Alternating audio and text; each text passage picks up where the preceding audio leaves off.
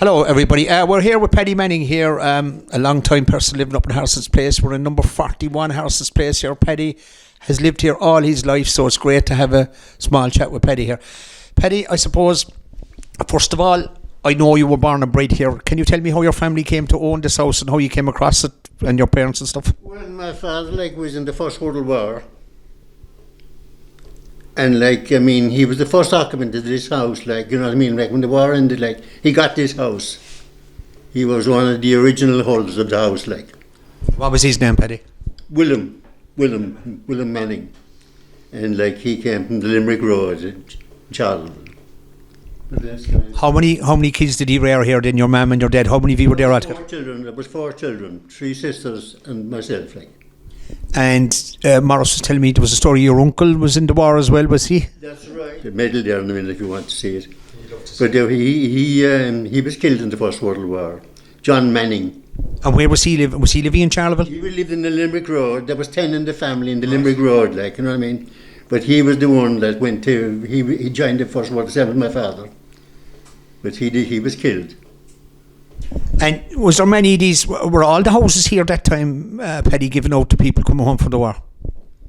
The people who served in the First World War, they were entitled to a house, And then more or less Charleville people got these, Right. Because, you had Colonel Harrison. This is why Harrison's Place is called after Colonel Harrison. He had a house up there in Ballyhay alongside the hurling field, a big house.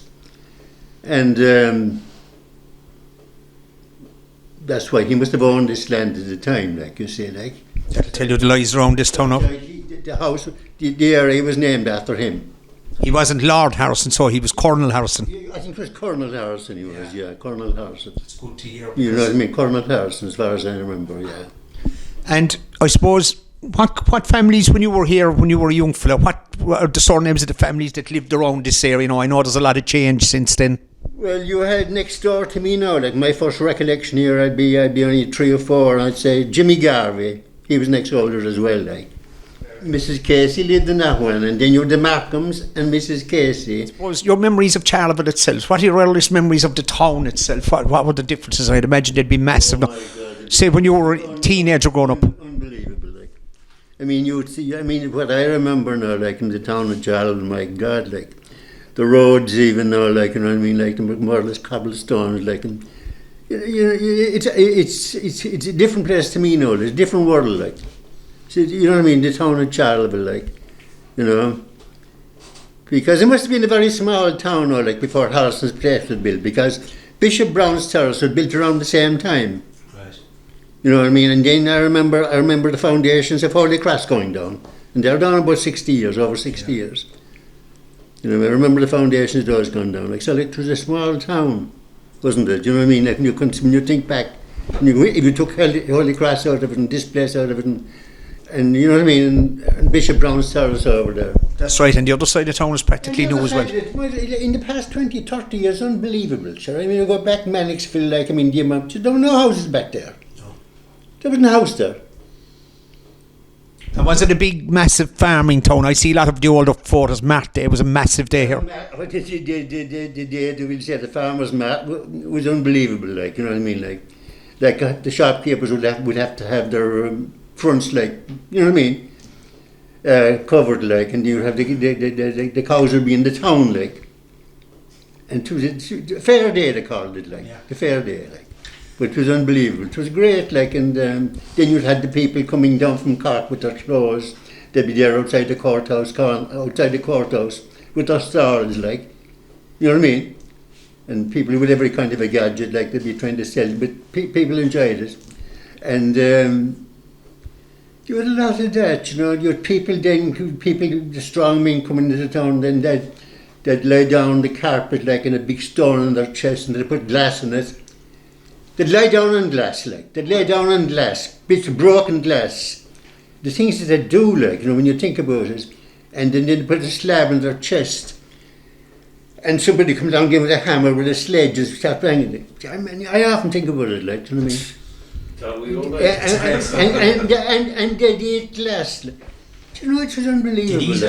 They would. They'd do anything, You know what I mean? It was unbelievable that time. When I think about it. Says we've chippers now. Huh? At this day and age, we've chippers now. We ate the old chips and stuff. Thank God we're not eating less. I mean, it was unbelievable when I think about it, you know what I mean? Did you remember, Paddy, did you ever take a drink yourself? Were you drinking, man, I presume? Oh, I did. I took a pint like when I was young. Oh, I did, yeah. What were the earliest pubs you remember? Because that'd be something I'd like, you know, what were the earliest pubs that you remember having a pint in now in town? When I was taking a pint, it was only 10 pence a pint, like. A pound now, like, for instance, now, like, you'd buy 24 pints of Guinness for a pound. Think about it. We all did it. 24, I mean, if a fella, if you had a pound in your pocket that time, like, you were a millionaire, like. Yeah. You could go down to town, like, and because, like, I remember, you got a half a crown going down, because that time now, like, I mean, I was working at the Oriel Press, like, I'm just after starting it, yeah. Like, I started off, like, I got nothing, I was on trial for a month, got nothing. Nothing. Then I got 10 shillings. After a month in, they said that I'd work out all right. So they decided to pay you this. So I got 10 shillings a week. God, and I had that for 12 months. And then it went up with 5 shillings in, like, after that. 5 shillings after 12 months, like. You know, and to 7 years apprenticeship. Right. What was your actual job in that? A compositor. Right. I set the type, like.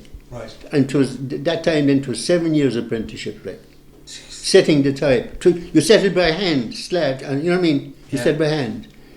And I used to do all those kind of posters though. I did the auctioneer bills, like, and even Duffy Circus bills, the colour work.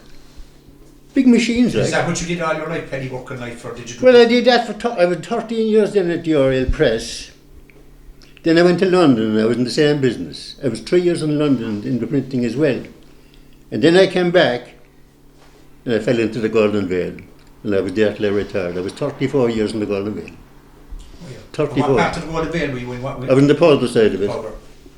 So you know my father from that? I did, yeah. I did.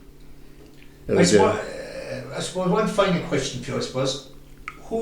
And you might have to think about this, who was the greatest character you ever came across in this town? Well, the characters, we all think of Mixie too, don't we? Yeah, no. I mean, he was you know what I mean? We all think of Mixie. Because, like, you know, he was the character, all right. Like, we got a lot of them, like, you know what I mean?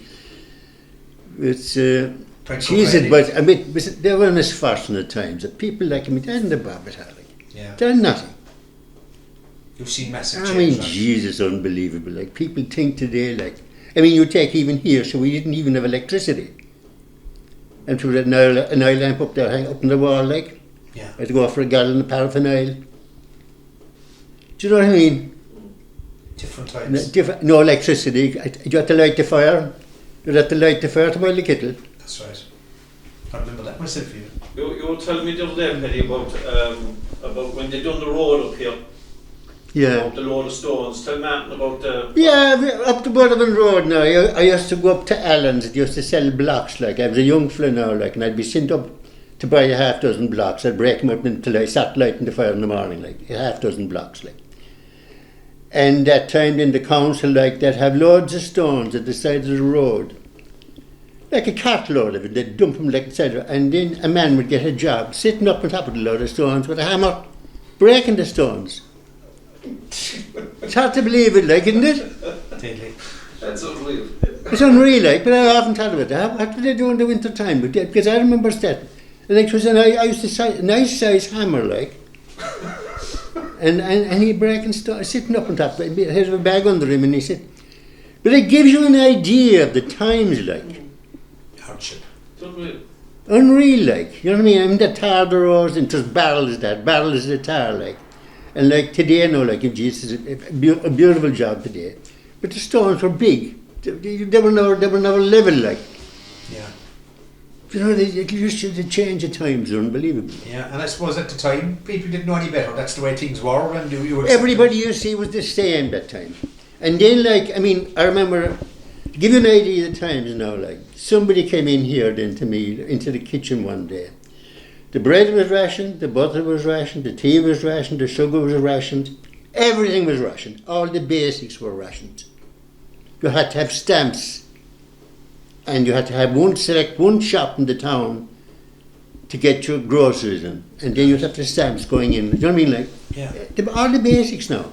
And I never seen a loaf of white bread until I was 10 or 11, I'd say. Because I remember belonging to Christian Brothers School. Somebody said to me, the white bread is out today. Jesus, I couldn't get over it. Like, and Jesus, the white bread is out. Because I never seen a loaf of white bread. It's called brown bread.